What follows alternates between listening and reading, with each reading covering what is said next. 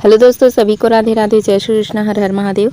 Class में आप सभी का स्वागत है। अगर आप चैनल पर नए आए हैं तो चैनल को सब्सक्राइब कीजिए और अपने दोस्तों तक शेयर कीजिए।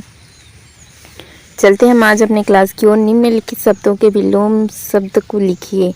प्रकाश का विलोम क्या होता है? प्रकाश मतलब उजाला, ठीक है। तिमिर अंधकार, ठीक है, इसका विलोम होगा। तिमिर और अंधकार आपस में पर्यायवाची होंगे और इसका विलोम शब्द क्या होगा? प्रकाश। ज्ञान का होगा अज्ञान, ठीक है। स्त्री का विलोम शब्द होगा पुरुष। ठंडा शीतल, ठीक है, इसका विलोम क्या होगा? गर्म। फिर देखिए निम्नलिखित शब्दों के विलोम लिखिए। उग्र का विलोम होगा सौम्य। विज्ञ क्या होगा? अज्ञ, ठीक है। अज्ञ का विज्ञ या विज्ञ का अज्ञ। मंथन का क्या होगा? क्षिप्र। मंथर का होगा क्षिप्र। इच्छिक जो अनिवार्य नहीं है, इसका विपरीत क्या होगा? अनिवार्य, ठीक है, या फिर अनैच्छिक। इच्छिक का अनैच्छिक होगा या फिर क्या होगा? अनिवार्य। फिर देखिए निम्नलिखित शब्दों के विलोम शब्द को लिखिए। भीरू मतलब क्या होता है? जो डरपोक हो। इसका विपरीत क्या होगा? निर्भीक या फिर क्या कहेंगे हम? साहसी। ऋष्व का मतलब होता है छोटा। दीर्घ मतलब बड़ा रूप, ठीक है। तो ऋष्व का विपरीत क्या होगा? दीर्घ होगा। अर्पण करना, जैसे हम भगवान को फूल समर्पित करते हैं, ठीक है, तो वो क्या होगा? अर्पण करना। और इसका विलोम क्या होगा? तो ग्रहण करना होगा। गरल मतलब क्या होता है? गरल मतलब होता है विष और इसका अपोजिट क्या होगा? शुद्ध, अमृत। ये भी इसका विलोम होगा। निम्नलिखित शब्दों के विलोम शब्द देखिए। अब देखिए वाद का विपरीत क्या होगा? विवाद या फिर प्रतिवाद। मूर्ख, ठीक है, जो बुद्धिमान नहीं है, और इसके विपरीत क्या कहेंगे हम? जो बुद्धिमानी है। पंडित लोग, ठीक है, और निरक्षर जो पढ़ा ना हो। साक्षर जो शिक्षित होता है। निर्धन जिसके पास धन ना हो, और जो धनी हो उसे हम क्या कहेंगे? धनाढ्य। फिर निम्नलिखित शब्दों के विलोम अब देखिए यहाँ पर। सदाचार, ठीक है, सदाचार का उल्टा क्या होगा? इसका अपोजिट दुराचार या फिर कदाचार। अग्रज मतलब होता है बड़ा। अनुज का अर्थ होता है छोटा। अशिष्ट, ठीक है, अग्रज का विपरीत क्या होगा? अनुज।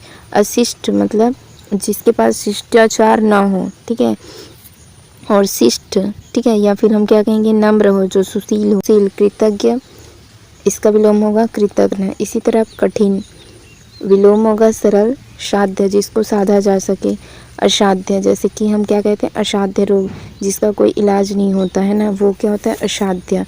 स्वर्ग उल्टा होगा नर्क, ठीक है, या नरक। दंड किसी को दंडित करना, किसी को पुरस्कार देना, ठीक है, तो दंड का विपरीत क्या होगा? पुरस्कार। उपकार का क्या होगा? अपकार। उपकार का विलोम क्या होगा? अपकार। निकृष्ट का होगा उत्कृष्ट। अर्वाचीन का होगा प्राचीन, ठीक है, प्राचीन मतलब पुराना होता है, अर्वाचीन जो नया होता है, ठीक।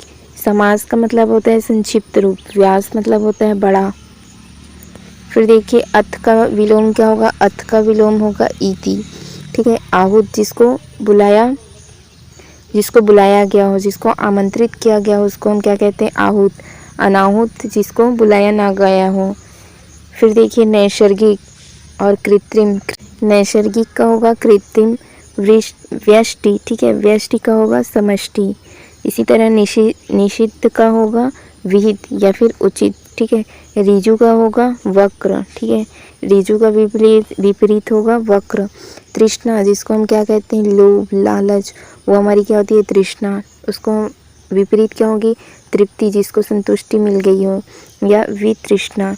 परकीय, ठीक है, ये क्या होगा? फिर इसका विलोम स्वकीय, स्वयं के कार्य के लिए। एक परोपकार, ठीक है, पर जैसे वह दूसरे के कार्य के लिए होता है, पर की स्वयं के लिए होता है स्वकीय।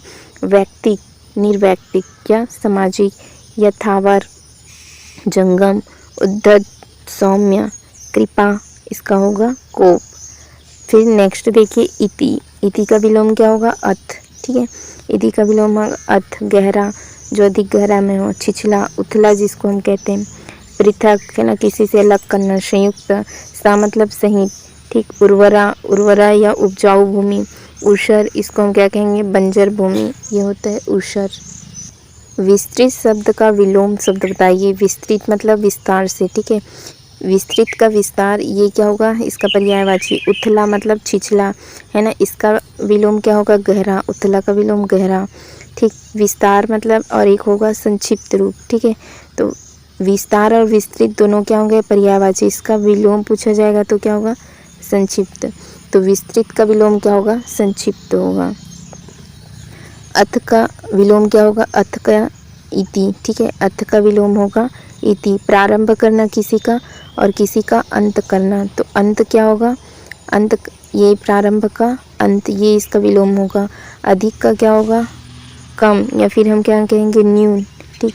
कम और अधिक, उसका क्या होगा, विपरीत होगा। निम्नलिखित में से कौन सा जोड़ा है जो सही विलोम शब्द का नहीं है। सुदूर, सन्निकट, अनुरक्ति, आसक्ति, ये दोनों आपस में पर्यायवाची हैं। अनुरक्ति का विलोम क्या होगा, विरक्ति, ठीक है, किसी से विरक्त रहना, तो ये अनुरक्ति का विरक्ति सही आंसर होगा। और ये दोनों पर्यायवाची हैं, तो इसमें गलत पूछा है तो यही गलत हो जाएगा।